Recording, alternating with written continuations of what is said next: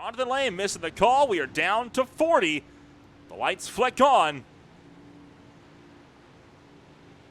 And we're racing from the beer league here at the Tsukuba Circuit. It's a madhouse as we thunder up in towards turn number 1 for the first time tonight. Already a couple cars going around at the back. You take a look from the air down in the turn number 1. Tyler Carlton going around, and that's going to create a huge stack of 5 wide into turn number 1 as everybody's scrambling and jogging for position on the exit of these corners. This area shot the only way you can get a view of what's going on as we've got a parking lot. Somebody is upside down, and we're still crashing all the way down the long straightaway. 2, 3 cars now upside down, 4 upside down. Look at the top of the frame.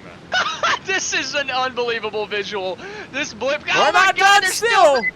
They're still wrecking. Ron Wolf. Is that Ron Wolf that got turned? Yeah, upside down cars can't do anything. Oh my goodness! Just all the way through the turns 2 and 3 kink. People just dying left and right, getting turned all over the place, getting flipped up on their hoods. What an absolutely chaotic start here on the penultimate race to the beer league season. I don't think we're going to be able to get a look on that in a while because this is only going to get more intense from here. Tyler Augustino making a run for the lead. He lost it to Chris Bright on the opening lap. Bright sends it in around the outside, side by side for the race lead on lap number 2. Augustino back to the point from where he started. Bright, LeBlanc, Williams all packed up in a big battle for 5th, separated by less than a second. In a big way, and the yellow flag is out. Safety car deployed for the first time tonight.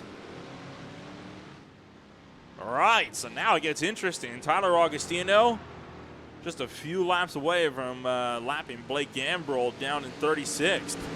Drives us around through the final corner and across pit straight. Gets a great launch. Green flags back in the air. Yeah, he actually had a really big gap from Bueller. Bueller was maybe a little bit too generous there on the restart, giving Augustino a really, really big gap there. But man, this track is just so lit going down to turn 1. We got so many headlights going around. Oh man, is that Schoppler going backwards? Oh, is that Castro getting turned to the inside wall? Multiple drivers involved towards the outside of turn 1. 4 guys into the outside wall, in the dirt, in the gravel, trying to get it righted back onto the racetrack. Luckily, 2 good rejoins, but we've still got 2 cars stuck on the outside of turn 1. And while all that's going on, the battles continue further up the field. Bradley to LeBlanc battling it out from the number 7 spot. Oh, we got more trouble down towards the back of the field. Another multi-car pileup. Schoppler involved. The second caution is out almost immediately. Didn't even make it a lap.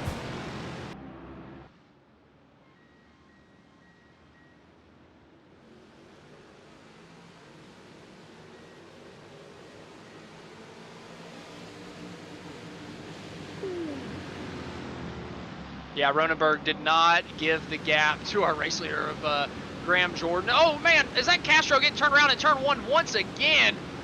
Big stack up coming out of 1, still side by side all throughout the field. Multiple battles going on at the same time. Hard to pick and choose which one to even follow at this point as they funnel down into turn number 4.